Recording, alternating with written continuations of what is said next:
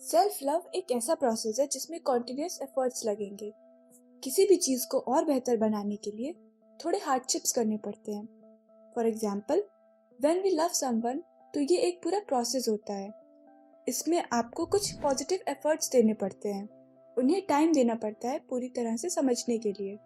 Similarly, when we will love ourselves, तो इसमें भी थोड़ा टाइम लगेगा।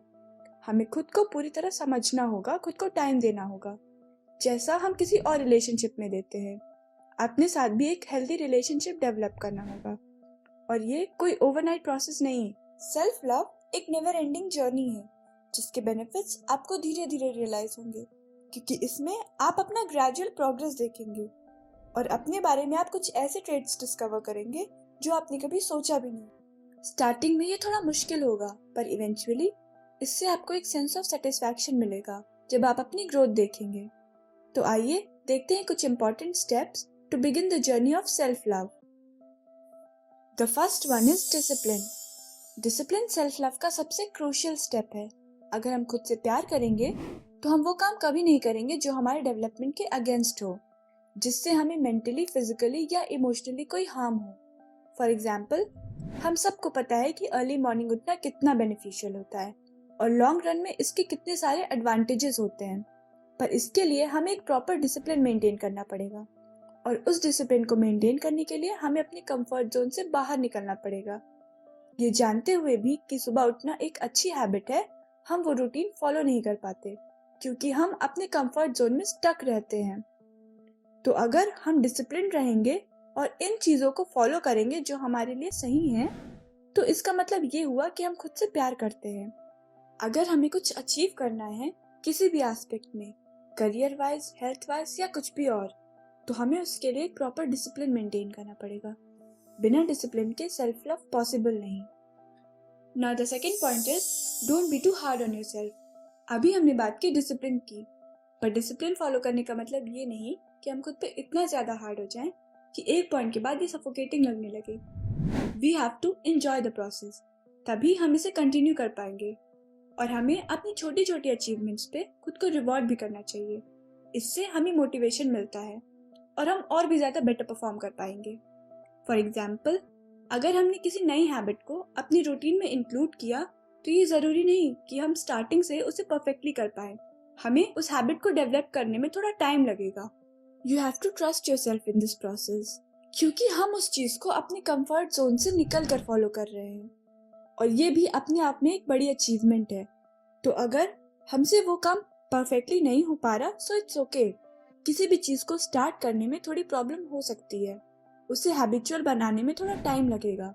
ऐसे टाइम पर हमें खुद को मोटिवेट करना चाहिए, खुद को इंकरेज करना चाहिए और बेटर परफॉर्म करने के लिए।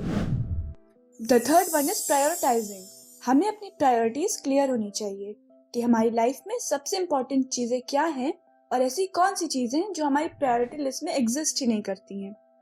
कई बार हम ऐसे लोगों और ऐसी चीजों पे अपना टाइम वेस्ट कर देते हैं जो हमारा अटेंशन डिजर्व ही नहीं करते।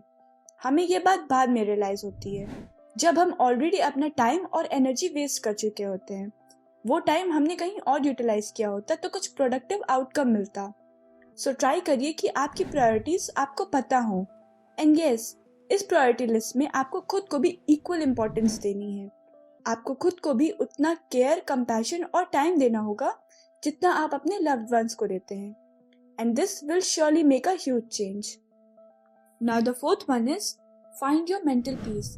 हम सब की लाइफ में ऐसी कोई चीज तो होती ही है जिसे करके हमें एक सेंस ऑफ रिलैक्सेशन मिलता है। हमारा माइंड काम और कंपोज्ड हो जाता है उस काम को करते हुए। तो आपको ये फाइंड आउट करना होगा कि आपकी लाइफ में वो पीस किस काम से मिलती है। आपके लिए वो कोई छोटी से छोटी चीज भी हो सकती है, like singing, dancing, drawing, cleaning, running, anything. वो कुछ भी हो सकता है आपके लिए। किसी भी काम से आपको वो मेंटल पीस अटेन हो सकती है। And the second thing is, ऐसा कोई काम या ऐसे कोई लोग जिनसे बात करके आपका मेंटल पीस अफेक्ट होता है, तो उसे अवॉइड करना चाहिए। ऐसे लोगों के कांटेक्ट में रहने का ट्राई करना चाहिए जिनसे आपको एक पॉजिटिव वाइब्रेशंस मिलती हो, जिनकी वाइब्स आपसे मैच करती हो। अगर आपका माइंड काम और रिलैक्स्ड होगा तो आप ज्यादा प्रोडक्टिव और क्रिएटिव रहेंगे। The fifth one is make your own choices. आपके बारे में आपसे बेस्ट कोई नहीं जान सकता। आपको अपना पोटेंशियल और कैपेबिलिटी सबसे अच्छे से पता होती हैं, और अगर आप अपनी लाइफ के डिसीजंस किसी और से इन्फ्लुएंस होकर लेंगे तो इससे आप अपने हाईएस्ट पोटेंशियल को मे भी ना अचीव कर पाए, क्योंकि सबके इंटरेस्ट अलग होते हैं और आपको अपने इंटरेस्ट के अकॉर्डिंग अपनी चॉइसेस बनानी है, ना कि दूसरों के इंटरेस्ट के अकॉर्डिंग। आप एडवाइसेस दूसरों से लीजिए, बट फाइनल डिसीजन आपका ही होना चाहिए।